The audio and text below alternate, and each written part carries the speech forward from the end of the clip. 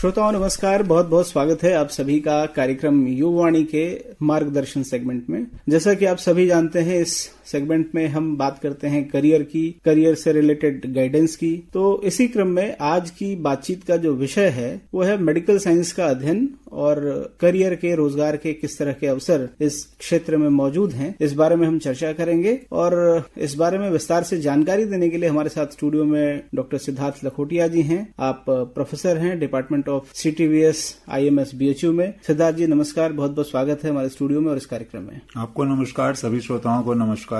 Doctor साहब, medical engineering administrator, ये सब कुछ ऐसे शब्द हैं जो आमतौर पर हिंदुस्तान के हर एक घर में बोले जाते हैं, सुने जाते हैं। और एक बच्चा या उसके माँ बाप बहुत शुरुआत से ही ऐसा सोचते हैं कि हमारा बच्चा बड़ा होगा तो डॉक्टर बनेगा, इंजीनियर बनेगा, IAS बनेगा। विशेष करके हम बात करते हैं जब डॉक्टर बनने की, तो बहुत सारे लोगों की ऐसी इच्छा होती है कि हमारा बच्चा बड़ा होकर के डॉक्टर बने। तो डॉक्टर बनने की जो प्रक्रिया है, इसकी शुरुआत कैसे होती है, कहाँ से होती है, इस बारे में आज हम अपने युवा साथियों को कुछ जानकारी देना चाहेंगे। तो पहला सवाल आपसे यही है कि डॉक्टर बनने की प्रक्रिया कहाँ से शुरू होती है? देखिए, आपने सच कहा कि माता पिता को, घर वालों को, हम सबको बहुत इच्छा होती है कि हमारा बच्चा भी कुछ बड़ा होकर अच्छा काम करे। और डॉक्टरी एक ऐसा पेशा है जिसको कि हमेशा से बहुत नेक पेशा और इसको बहुत एक समाज में बहुत इज्जत से देखे जाने वाला पेशा रहा है। जैसे आपने पूछा कि डॉक्टरी बनने की शुरुआत कहाँ से होती है, तो मैं सच बताऊं तो सबसे पहले तो ये जो छात्र या छात्रा है उसके ही मन के अंदर की इच्छा होनी चाहिए कि मुझे डॉक्टर बनना है, मुझे समाज के लिए कुछ कार्य करना है, मुझे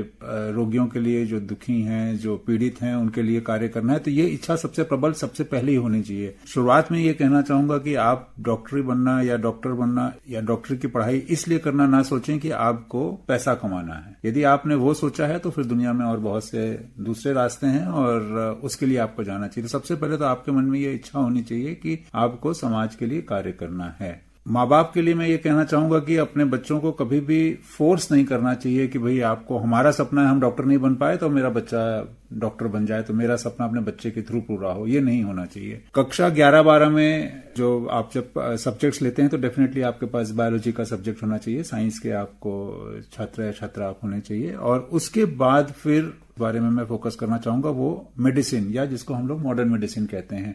ऐसे तो डॉक्टरी में हम लोग के पास डेंटिस्ट की भी फील्ड है, आयुर्वेद है, होम्योपैथी है, कई सारी और भी फील्ड्स हैं जिसके थ्रू हम लोग BDS की पढ़ाई हुई या BA MS की पढ़ाई हुई। बट आज हम लोग फोकस करेंगे MBBS की, कि MBBS में हम लोगों के पास क्या क्या ऑप्शंस हैं या उसके बाद हम लोगों को आगे अपना करियर कैसे बना सकते हैं। तो MBBS के लिए जो एंट्रेंस एग्जाम होता है आजकल, पूरे ऑल इंडिया एक नीट बोल के एक एंट्रेंस एग्जाम होता है। उसके अलावा स्टेट्स, अलग अलग स्टेट्स भी अपने लेवल पे अपना एंट्रेंस एग्जाम कराते हैं और उसके माध्यम से फिर आपको गवर्नमेंट मेडिकल कॉलेजेस या प्राइवेट मेडिकल कॉलेजेस में आपके लिए सीट्स होती हैं। और MBBS जो कि एक इंटर्नशिप के साथ मिला के 5.5 साल का पाठ्यक्रम है, उसमें आपको दाखिला मिलता है।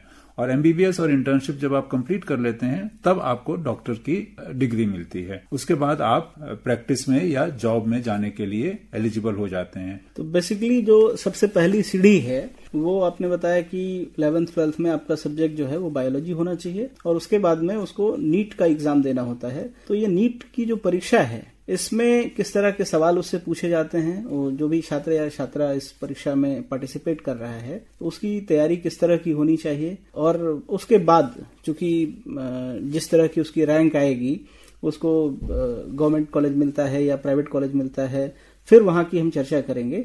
तो सबसे पहले उसकी तैयारी में फोकस जो है वो किस तरह का होना चाहिए? देखिए, तैयारी तो बहुत मेहनत वाली तैयारी है, बहुत टफ कंपटीशन है। आपको अपनी मंजिल पे पूरा क्लियर एकदम विश्वास होना चाहिए कि मुझे यही चीज करना है, तब तो आप मैं इसको युद्ध ही कहूंगा, क्योंकि आजकल इतने ज्यादा बच्चे हैं और सीट्स उस हिसाब से कम है। हालांकि इधर के सालों में सीट्स भी बढ़ी हैं, पर फिर भी कंपटीशन चूंकि बहुत टफ है तो आपको बहुत एकाग्रता से और बहुत लगन से और बहुत फोकस होकर के कि मुझे यही चीज लेनी है और पूरी मेहनत से आपको पढ़ाई करनी पड़ेगी। स्वाध्याय भी होता है आजकल ज्यादातर जगहों पे, इसकी परीक्षा के लिए बड़े बड़े कोचिंग इंस्टीट्यूट्स हैं, उनकी किताबें हैं, उनके माध्यम से, अब इसे आप ठीक कहें या गलत कहें ये एक अलग चर्चा का विषय है, लेकिन कुछ हिसाब ऐसा बन बैठा है कि आपको इस रास्ते से गुजरना ही पड़ेगा। और कोचिंग सेंटर्स में या जो इसकी एंट्रेंस के एग्जाम की जो पढ़ाई होती है, आजकल फाउंडेशन कोर्स स्कूलों में बहुत जल्दी से स्टार्ट हो जाते हैं। माने 9th 10th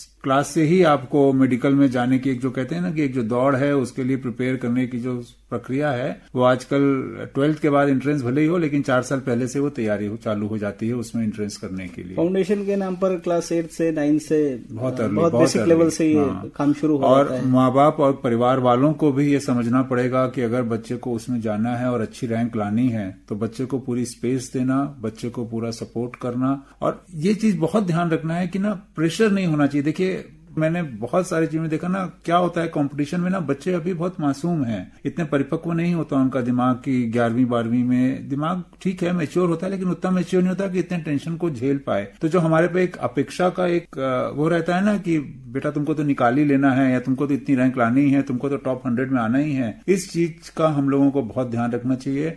ये जिम्मेदारी बड़ों की, घर में माँ बाप की, शिक्षकों की बनती है। यदि बच्चे के दिमाग पे जोर आ गया, टेंशन आ गया तो वो अपना 100% नहीं दे पाएगा। तो इस चीज का बहुत ध्यान रखने की जरूरत है। कई बार माध्यम को लेकर के चर्चा होती है कि जो हिंदी माध्यम का विद्यार्थी है उसके लिए कंपटीशन बड़ा टफ होता है, अंग्रेजी माध्यम का कोई छात्र है तो उसके लिए बहुत आसान होता है।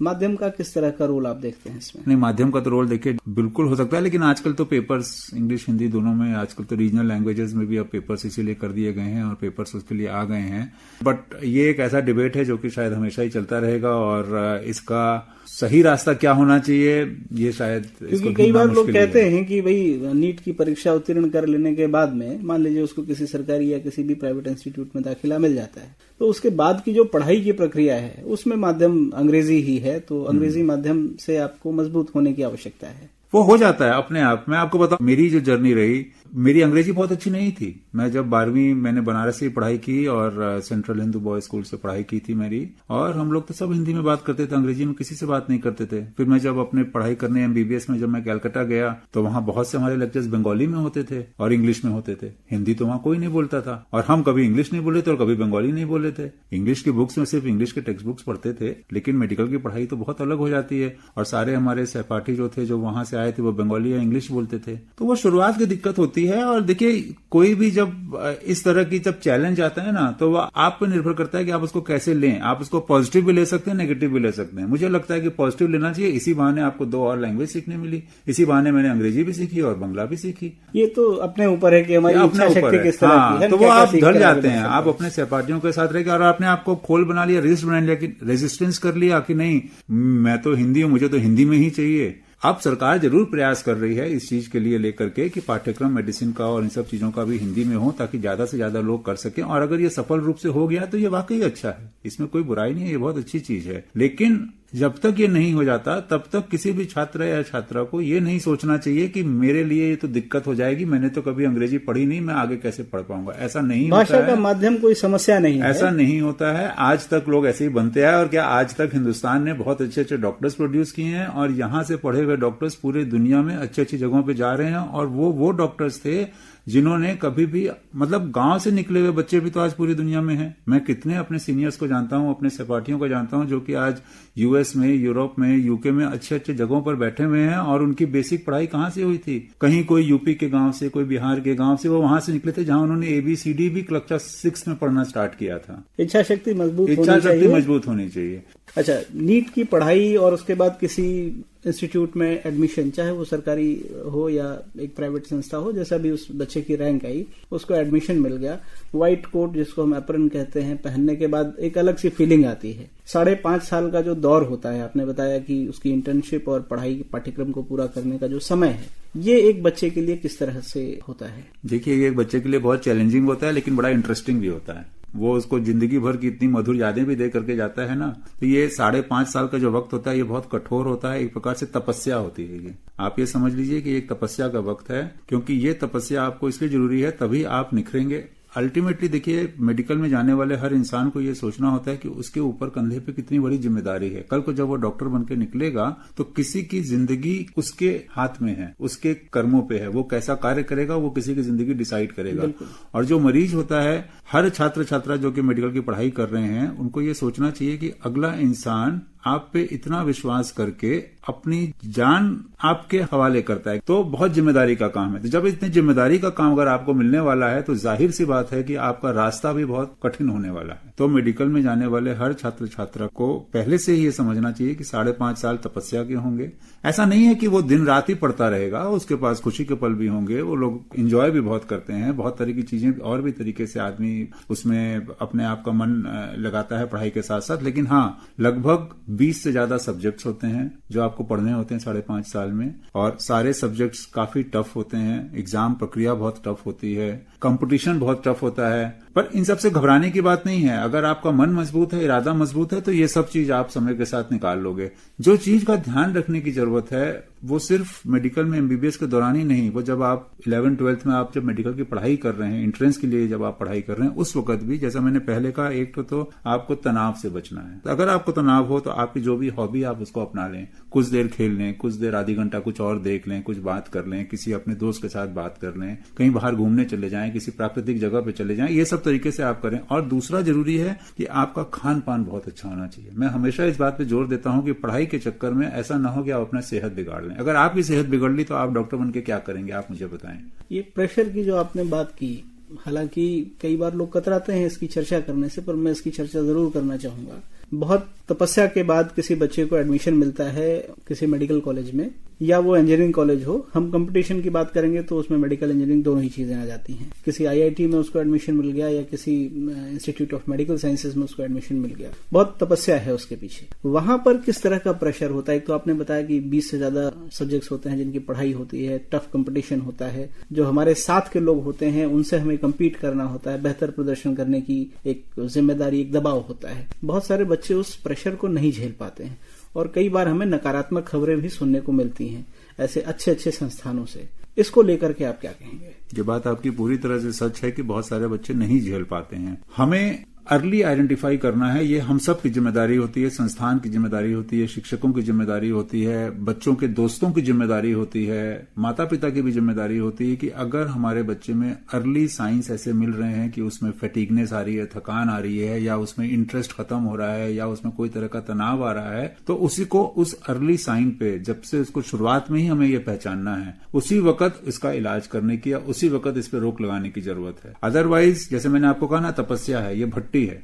इसमें आप तप रहे हैं, है ना, आपको तपाया जा रहा है। आप समझ लीजिए लोहा है, उसको गर्म किया जा रहा है, उसको तपाया जा रहा है। तो ये 5.5 साल ये भट्टी है, ये तपस्या है, इसमें आप तपाए ही जाओगे। आप सोचो कि आसान रास्ता हो जाए कि हमें तो टेंशन ना मिले, हम डॉक्टर बन जाएं, ऐसा तो सपना है, ऐसा नहीं हो सकता। क्या संस्थानों में भी इस तरह की कोई सुविधा होती है जहां बच्चों को काउंसलिंग या इस तरह की सुविधाएं दी? बिल्कुल, इस तरह की सुविधाएं जरूर संस्थानों में भी होती है। डीन ऑफ स्टूडेंट्स होते हैं, काउंसलर्स होते हैं। कई बार कई कारणोंवश कई संस्थानों में नहीं भी हो पाते हैं, बट ये प्रयास जरूर होना चाहिए कि काउंसलर्स हर संस्थान में हो। और जैसे मैंने आपको बताया ना कि सबसे पहले बच्चों के दोस्तों को ही पता चलता है कि हमारा दोस्त, क्योंकि आप तो घर से दूर रह रहे हो ना, हॉस्टल में रह रहे हो, ठीक है, बच्चों के दोस्तों को ही पता चलता है कि हमारा जो सहपाठी है, अगर वो किसी तनाव में है, किसी टेंशन में है, तो उसको दूर करने की जिम्मेदारी उनकी भी बनती है। ये तो बात रही 5-5.5 साल के दौरान, जब वो बच्चा इंस्टीट्यूट में अपना दाखिला लेने के बाद पढ़ाई और अपना इंटर्नशिप पूरा कर रहा होता है। एमबीबीएस का कोर्स कंप्लीट करने के बाद अब हम करियर ऑप्शंस की चर्चा करना चाहेंगे। किस तरह के विकल्प हैं?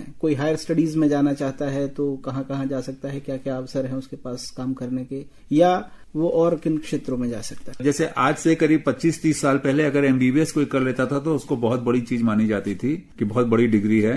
अब जैसे जैसे कंपटीशन बढ़ा, जैसे जैसे साइंस में एडवांस हुआ, बहुत सारी नई ब्रांचेज आई, है ना, तो चीजें और स्पेशलाइज और सुपर स्पेशलाइज होती गई। तो अब सिर्फ एमबीबीएस करने के बाद में आपके पास कैरियर ऑप्शंस अभी भी हैं, लेकिन वो विकल्प अब कम है। बट जो विकल्प हैं एमबीबीएस करने के बाद में, उसमें गवर्नमेंट में बहुत तरह की जॉब्स हैं, रेलवेज में जॉब हैं, इंडियन आर्मी में जॉब है, आर्मी मेडिकल कोर्स जो होता है उसमें जॉब्स हैं आपके पास जो डिफरेंट मेडिकल ऑफिसर्स होते हैं, जो अपने primary health centre, community health centre, इन सब में जो मेडिकल ऑफिसर्स होते हैं, इसमें भी एमबीबीएस के बाद आप अप्लाई कर सकते हैं। उन सब की जो पोस्ट आती हैं, पब्लिक सर्विस कमीशन के थ्रू जो पोस्ट आती हैं, तो आपके पास बहुत सारे ऑप्शंस हैं। उसके अलावा अगर आप हायर स्टडीज में जाना चाहते हैं तो फिर से आपको एंट्रेंस एग्जाम देना होता है। बहुत सारी स्पेशलिटीज हैं, सब स्पेशलिटीज हैं, सुपर स्पेशलिटीज हैं, जिसमें हम लोग एमडी और एमएस के कोर्स को बोलते हैं, डॉक्टरेट ऑफ मेडिसिन या मास्टर ऑफ सर्जरी जिसको बोला जाता है। तो एमडी एमएस बहुत अलग अलग सब्जेक्ट्स में होता है, उसको आप करते हैं। वो 3 साल का पाठ्यक्रम होता है, उसको पोस्ट ग्रेजुएशन कोर्स बोलते हैं। उसके अलावा आप डीएनबी भी कर सकते हैं, जिसको डिप्लोमेट ऑफ नेशनल बोर्ड बोलते हैं। ये एमडी एमएस के इक्विवेलेंट है, ये भी 3 साल का पाठ्यक्रम होता है। इसमें भी बहुत सारे सब्जेक्ट्स हैं, जैसे पीडियाट्रिक्स हो गया, जनरल मेडिसिन हो गया, जनरल सर्जरी हो गया, गायनी एंड ऑप्स हो गया, ऑर्थोपेडिक्स हो गया, ये सारे सब्जेक्ट्स हैं। एक लंबी लिस्ट है, जिसमें आपको करना। हाँ, 3 साल के इस कोर्स के बाद फिर आपके पास फर्दर ऑप्शन है कि अगर आप आगे की और पढ़ाई करना चाहते हैं तो आप फिर सुपर स्पेशलिटी के कोर्सेज आते हैं। वो भी 3 साल के कोर्सेज होते हैं। वो सुपर स्पेशलिटी जैसे मान लीजिए कि किसी ने जनरल सर्जरी किया, एमएस इन जनरल सर्जरी किया, उसके बाद वो वाले कोर्सेज को हम लोग एमसीएच बोलते हैं, एमसीएच। तो एमसीएच में कार्डियोथोरेसिक सर्जरी हो गया, न्यूरो सर्जरी हो गया, प्लास्टिक सर्जरी हो गया, एंडोक्राइन सर्जरी, जीआई सर्जरी। तो इस तरीके से करके एमसीएच में वो सुपर स्पेशलिटी हो गया। और ऐसे ही अगर आपने एमडी इन जनरल मेडिसिन किया है तो उसके बाद आप कार्डियोलॉजी में डीएम कर सकते हैं, न्यूरोलॉजी में कर सकते हैं, नेफ्रोलॉजी में कर सकते हैं। तो वो एक अलग सुपर स्पेशलाइजेशन हो गया। तो यदि आप सुपर स्पेशलिटी तक जाते हैं, एमसीएच डीएम के कोर्स तक जाते हैं आप, तो आप ये मान के चलिए लगभग 13 से 14 साल का आपका वक्त लगता है जब से आप एमबीबीएस एंट्री किए होते हैं। तो 13 से 14 साल के बाद मेडिकल के क्षेत्र में कोई एक सुपर स्पेशलिस्ट बन पाता है। लेकिन जरूरी नहीं है कि हर आदमी सुपर स्पेशलिस्ट बने। आप स्पेशलाइजेशन करने के बाद भी, एमडीएमएस करने के बाद भी आप अपना प्राइवेट प्रैक्टिस भी कर सकते हैं, आप जॉब्स में भी जा सकते हैं, इंस्टीट्यूशनल जॉब्स होती हैं, कॉर्पोरेट सेक्टर में जॉब्स होती हैं। आजकल तो अब इंडिया में कॉर्पोरेट सेक्टर्स में बहुत सारी जॉब्स आ गई हैं, उसमें आप जा सकते हैं। डॉक्टर साहब, अब वक्त हो रहा है कार्यक्रम को समाप्त करने का। तो जितनी बातें हम लोगों ने की हैं, हमारे श्रोताओं के लिए, खास करके जो युवा श्रोता, जो युवाणी के श्रोता हैं, जो यंग बच्चे हैं जो इस कार्यक्रम को सुन रहे हैं, उनके लिए क्या मैसेज होगा? और साथ ही साथ उनके जो गार्जियंस हैं उनके लिए क्या मैसेज होगा? तनाव से पूरी तरह बचना चाहिए, कभी भी कंपैरिजन नहीं करना चाहिए। माँ बाप को अपने बच्चों पे कभी भी अनड्यू प्रेशर नहीं डालना चाहिए कि बेटा वो तो ऐसा हो गया, तुम भी ऐसा क्यों नहीं हुए। खान पान पे बहुत ध्यान दीजिए, अपनी हॉबीज को मत खत्म कीजिए, व्यायाम पे, खेलकूद को अपने साथ मत छोड़िए, क्योंकि अगर आप स्वस्थ नहीं रहेंगे तो आप कैसे स्वस्थता बांटेंगे? जो चीज आपके पास नहीं आप दूसरों को कैसे देंगे? तो इन सब चीजों का ध्यान रखना चाहिए। और बहुत अच्छा पेशा है। मैं युवाओं को यही कहना चाहूंगा कि आप लोगों को अगर ये पसंद है तो जरूर आएं, इसके कठिनाई से ना घबराएं, क्योंकि कठिनाई के बाद जो मंजिल मिलती है वो मंजिल बड़ी खूबसूरत होती है। डॉक्टर साहब, आप समय निकाल करके आए, हमारे श्रोताओं को, खास करके युवा श्रोताओं को, किस तरह से वो मेडिकल के फील्ड में जा सकते हैं और किस तरह के करियर ऑप्शंस उनके पास मौजूद हैं, इस बारे में आपने जो जानकारी दी है, निश्चित तौर पर हम उम्मीद करते हैं कि उनके लिए बहुत लाभदायक सिद्ध होगी। आप आए, आपने समय दिया, आपको बहुत बहुत धन्यवाद। आप सबका बहुत बहुत धन्यवाद।